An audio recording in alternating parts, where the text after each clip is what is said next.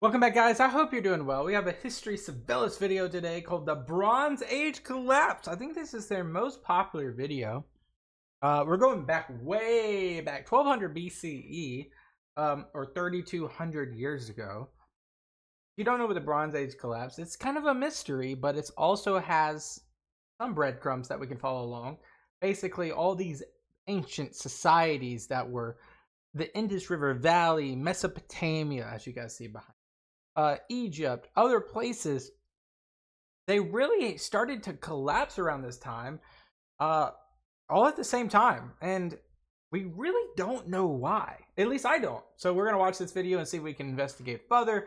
Glad you're here with me. Make sure that like button. Let's go. Sometime around the year 1200 BCE, human civilization did an oopsie. Within the short span of one generation, the majority of Earth's most technologically advanced civilizations faced an existential crisis. Nearly all of them failed the test. The resulting collapse was a turning point in human history, similar in scope to the collapse of the Roman Empire. The old world died, and the Bronze Age died with it. Here we go. The odd thing is that we barely understand why this happened. There are a bunch of theories, but nothing definitive. We'll get into that in a moment, but first, an introduction. When the Bronze Age began in Western Asia, it brought to an end an old world of tiny city-states, ruled by an oppressive class of totalitarian priests. The new world that came after was one full of possibilities. Vast, sweeping empires grew up seemingly out of nowhere. New religions, new systems of government, new cultures, new technology, all at once, all at a breakneck pace. Revolutions in farming led to massive food surpluses, which in turn allowed for these huge, bustling, multicultural cities. These new cities participated in a dynamic system of international trade, totally unlike the cloistered city-states that preceded them. By the late Bronze Age, the big players were Egypt, Cyprus, the Mycenaeans, the Hittite Empire, Assyria, and Babylonia. And we really, on this channel, have not talked about any of these. We really haven't gone back to the ancient times. We just did a video on Cyprus, which is an interesting Cold War video, but not anything like ancient times. You know, the Mycenaeans predate what we think about ancient Greece. Egypt, this is the Egypt that we think about when we talk about the Old, Middle, and New Kingdom. The Hittites, Assyrians, Babylonians. A lot of these, especially the Babylonians, lived like in the Mesopotamia area. But the Hittites and Assyrians, I really don't know too much about them. Each of these states, without exception, faced an existential crisis around the year 1200 BCE. Within a generation, most of them were gone. Here's what we know. Sometime around the beginning of the 12th century, the king of Ugarit, a city in the Hittite Empire, wrote a letter to the king of Cyprus. Really? My father, now the ships of the enemy have come. They have been setting fire to my cities and have done harm to the land. Doesn't my father know that all of my infantry and chariots are stationed in Kat, and that all of my ships are stationed in the land of Luca? Kat was another name for the Hittite capital, several hundred kilometers inland. Luca was several hundred kilometers to the west, on the Aegean coast. They have not arrived back yet, and so the land is thus prostrate, defenseless. May my father be aware of this matter. Now the 7 ships of the enemy which have been coming have done harm to us. Now if other ships of the enemy turn up, send me a report somehow so that I will know. Who are these seafaring people? And it seems that they are operating like the Vikings. The Hittites promised to send the king of Ugarit reinforcements, but it was too late. The last known letter to leave Ugarit reads, "When your messenger arrived, the army was humiliated and the city was sacked. Our food in the threshing floors was burnt, and the vineyards were also destroyed. Our city is sacked. May you know it. May you know it." Interesting. The king of Cyprus was well aware of what was happening on the mainland, but he had problems of his own. Cyprus was under attack at the same time. Several larger cities, especially on the western coast, were burned, and many of the smaller cities further inland were simply abandoned. Wealthy residents buried their valuables, with plans to return once the crisis had blown over. They never returned.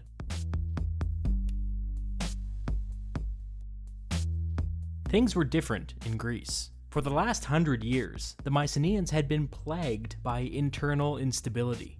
There are signs of destruction everywhere. The ruins of these cities leave evidence of massive fires, intermixed with arrowheads and weapons. So is there like a common people that is doing this? Which paints a pretty clear picture of a series of battles in which the defenders were ultimately defeated. Other cities leave evidence of smaller fires, confined solely to the palace structures in the center of the cities. This indicates some kind of popular uprising in which local kings were overthrown, not just in one city, but in many cities. Still, other cities show signs of being abandoned, either because of famine or natural disaster, or both. On the whole, the picture is fuzzy, but it's fair to say that there was chaos in Greece.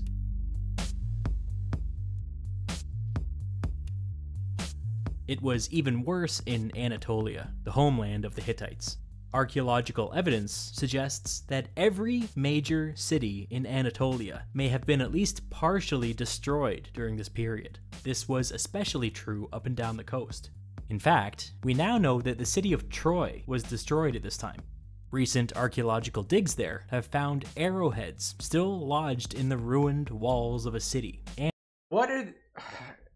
Can we not do some dating on this arrowheads and see what type of material it is, and see the sediment mixture of that material, to try to find a commonality between these arrowheads across these bronze areas, to see where they originated from, and if this is these aren't bandits. This is an organization. Has to be. And evidence of a fire. Further inland, things get a little more mysterious. The Hittite capital, which only a few years earlier was being protected by the king of Ugarit's army, was largely abandoned. It would later be stormed and burned, just like all the others.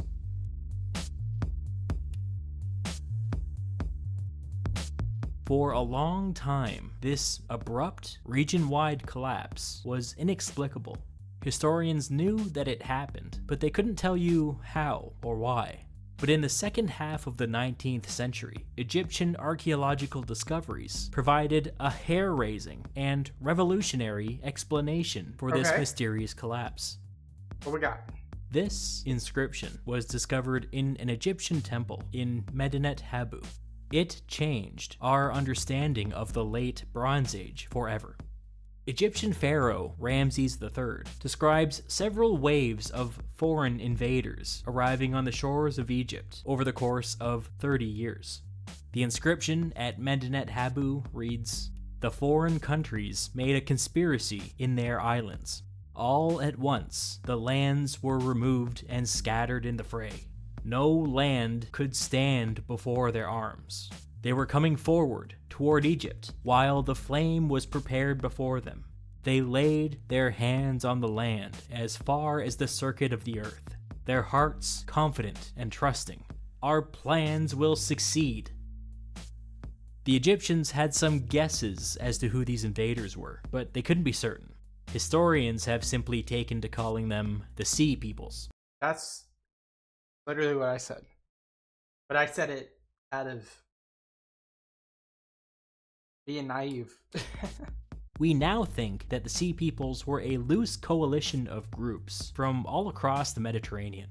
We can't be 100% sure of this, but we can say with some confidence that most of them were from Sicily, Sardinia, Crete, and the Aegean coast, maybe some other places too. Some we don't know wore feathered headdresses, while others wore horned helmets or simple leather caps. Some wore kilts, while others wore tunics. Some went into battle wearing full body armor, while others fought shirtless. What united these groups was their reason for coming. This was a migration. We know that they came on boats and on wagons with their families This doesn't seem like a migration. This seems like annihilation. and all of their worldly possessions. What brought them here is another question that we'll get into later. Europe. By the time the Sea Peoples finally arrived in Egypt, virtually every other Bronze Age civilization had been overrun. The Mycenaeans in Greece, the Hittites in Anatolia, Canaan in the Levant, Cyprus in Cyprus, all gone. Some states further inland were less affected by the invasions, but they were so weakened by the collapse of their neighbors that their days were numbered as well. When the Sea Peoples began their migration, they couldn't have imagined that it would have been this successful. All the way up until Egypt, every attempt to resist them failed. Why? In order to understand this, we need to talk about Bronze Age warfare. Chariots. Chariots, chariots, chariots. Bronze Age warfare in Western Asia was all about chariots. Especially In the early Assyrians. Bronze Age, they were primarily used for transportation, but by the Intermediate Bronze Age, the militaries of every major state in the region were completely designed around the use of the chariot. A chariot of this period usually consisted of a team of 2 horses pulling a team of 2 humans, 1 driver and 1 archer. The humans, I mean. The horses and the driver were trained for speed and maneuverability, and at full speed could move roughly twice as fast as a human could run. The archer wielded a composite bow, not as clumsy or random as a regular bow. It was smaller and lighter, with better accuracy, range, and firepower. It was a state-of-the-art piece of technology. In this period, it could punch through roughly 3 inches of metal. Wow. So a full chariot team had everyone else beat when it came to speed, range, and firepower. This is a bit of a tangent, but it's said that the moment the HMS Dreadnought touched water in the year 1906, every other ship in the ocean became obsolete. The HMS Dreadnought was the best in the world when it came to speed, range, and firepower, which meant that it could just sit back and pick off enemy ships at a distance, and then outrun anybody who came too close. Like the Dreadnought, Bronze Age chariots had speed, range, and firepower. Like the Dreadnought, they could just sit back and pick off enemies at a distance. Like the Dreadnought, they could outrun anybody who came too close. An experienced group of chariots were capable of defeating an army 10 times its size. This is like the Huns who were able to shoot arrows on the backs of horses. This. I would say that. Good. That's a good. Wouldn't you guys say that? I don't know. This revolutionized Bronze Age warfare. But they were expensive as hell. Horses had to be specifically bred and trained, which cost a small fortune. The equipment was all handcrafted by artisans, and cost at least twice as much as the horses did. The loss of a single chariot was catastrophic, and so chariots went into battle with thousands of inexpensive spearmen and archers deployed Yeah, human life, that's not expensive. in a defensive line. The infantry could protect friendly chariots that needed to repair or regroup, or they could rush forward and destroy enemy chariots that were damaged or caught in a bad position. As we get into the late Bronze Age, the region was in the midst of a chariot arms race. And then the Sea Peoples came.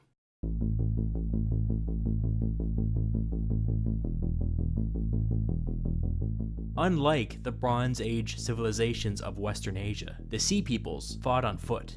Instead of using spearmen and archers to form a defensive shield for their chariots, the Sea Peoples wielded long swords and javelins, and they fought with an unmatched aggression.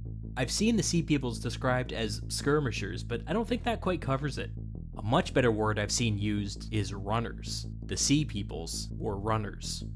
They were highly mobile, and weren't locked down into tight little groups like the spearmen were. Instead, their way of fighting was to explode outwards in unexpected bursts. This fact made the Sea Peoples chariot killers. The whole reason a chariot was effective was that they could outrun a person on foot. But was the same true of 10 people? 100 people? What if they were coming at them from different directions? What if they got cut off from the main group? Chariots couldn't exactly turn on a dime, so it only took one wrong move for the Sea People's runners to overwhelm and destroy a chariot. Sounds like the chariots were horribly positioned then. And like I said, the loss of a single chariot was catastrophic. The defensive line of spearmen and archers were supposed to protect against something like this, but in practice, the highly mobile Sea Peoples were able to get behind their lines quite easily. As a response to these new tactics, defensive lines grew and grew and grew. It appears that by the end of this period, the armies facing off against the Sea Peoples were 10 times larger than they were at the beginning. Makes sense. Need that. As I said before, towards the end of this period, Egypt was pretty much the last state standing. Virtually all of its neighbors had fallen to the Sea Peoples. The inscription at Medinet Habu depicts the final battle against the Sea Peoples at the mouth of the Nile. Look at how the inscription emphasizes how large the Egyptian army had become. Here's a row of spearmen, and then a row of archers, and here's the pharaoh Ramses III personally leading the battle, standing on the bodies of his enemies. And then of course, here's the mighty chariot, prominently displayed, but not playing a decisive role in the battle. Clearly, the bulk of the fighting was among the spearmen and the archers. That's a crazy, tapestry of stonework here. In writing, we are told that the Egyptians protected the mouth of the Nile by making a wall out of ships, each loaded with archers. We're also told that every spearman in Egypt was in position and waiting for the Sea Peoples to land on shore. The inscription at Medinet Habu tells us the final result of the battle. Here are some Sea Peoples taken captive and being led away. Here is some unspeakable carnage. Of course, this is a piece of Egyptian propaganda, but we have no reason to doubt that this was the result. After so many incredible successes, the Sea Peoples were finally defeated in Egypt. But even in victory, Egypt suffered. From this moment forward, Egypt was a second-rate power, and even after 1,000 years, it had not yet fully recovered. The fact that Egypt was so badly damaged by the collapse of international trade that's why. Is a clue. There has to be more to the story than the Sea Peoples. There has to be, though, because they could still live with unless they were importing stuff. If they were importing stuff that was vital, that makes sense. But if they were not winning on the export side, they would have had way more than enough. Scholars have been pulling at this thread for the last couple of decades, and the evidence is convincing. Bronze Age civilizations needed bronze, obviously. Without a constant supply, many of their cutting-edge technologies began to deteriorate. Let me guess. Bronze came mainly from the Anatolia area and so forth, and the imports did not have a strong rebound after the quote-unquote Sea Peoples annihilated a lot of them, given Egypt lesser resources to stay successful. Bronze is made by combining 9 parts copper with 1 part tin. Copper is a relatively common metal, but it's difficult to mine. Most of these Bronze Age civilizations had their own small mining operations, but the real action was in Cyprus. Cyprus was absolutely swimming in copper, and mining it was dead easy. This transformed the island into a fabulously wealthy hub of international trade. Wow, I know that. That brings us to tin. Tin is funny because it's actually extremely rare, and it's not evenly distributed across the earth. There was a tiny tin mine in Anatolia, controlled by the Hittites, but it didn't produce nearly enough to supply the entire region. After that, there weren't many options. The next closest major source was all the way over in modern Afghanistan, more than 3,000 kilometers away. You can just imagine how expensive and dangerous it was to So near the Indus River Valley. To haul tin all the way from Afghanistan to Cyprus. There were alternative sources, but it was tough. There was a smaller mine in Italy and another small mine in Spain, but these alone couldn't meet demand. There wasn't another deposit on the scale of the Afghanistan mine until you get all the way up to Cornwall on the island of Britain. It might shock you to learn that people actually made this trip. It was a risky voyage, but if you made it back, it was worth it. So as you can see, any disruption to this supply chain meant that it was no longer possible for Bronze Age civilizations to produce bronze, which by very definition was a problem. So the argument goes that the Sea People's attacks disrupted international trade, slowed down the production of bronze, and weakened every state in the region. It was a vicious cycle. More attacks meant less trade. Less trade made everybody even more vulnerable to additional attacks. As the Bronze Age states collapsed, the situation grew even more dire. But there might have been more to this story. Even if you put the whole international trade angle to the side, this entire region may have been much weaker than it seemed. According to experts, the migration of the Sea Peoples coincided with a 50-year period where Western Asia was riddled with massive earthquakes. That's interesting. I'm no scientist, but that seems bad. It's possible that these earthquakes were absolutely wrecking the economy in the region. Some of the cities that were abandoned for mysterious reasons may have in fact been abandoned after a seismic event. There's at least some evidence of earthquakes destroying cities in Greece, Anatolia, the Levant, and Cyprus. Greece seems to have got the worst of it. Egypt got off easy, which is an interesting fact, considering that they were the only major state left standing. Maybe the earthquakes played a role.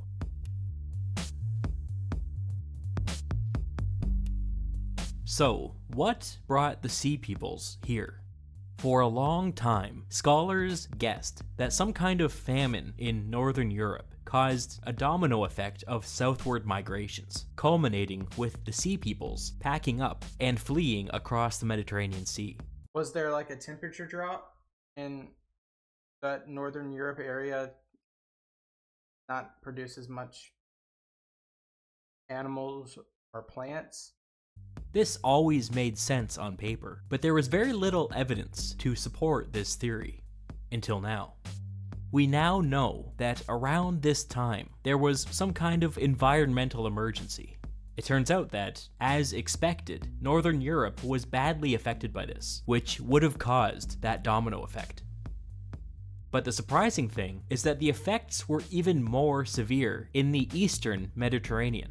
We now have ancient pollen samples from northern Syria, which seem to point toward a dry event lasting for 300 years, beginning just before the Bronze Age collapse. Pollen samples have also been taken from Cyprus, where things were even worse. These samples indicate that environmental changes were so severe in Cyprus that there was no longer enough rainfall to sustain even basic agricultural activity. This would have been catastrophic. It may explain why some of the cities were abandoned before the Sea Peoples even came.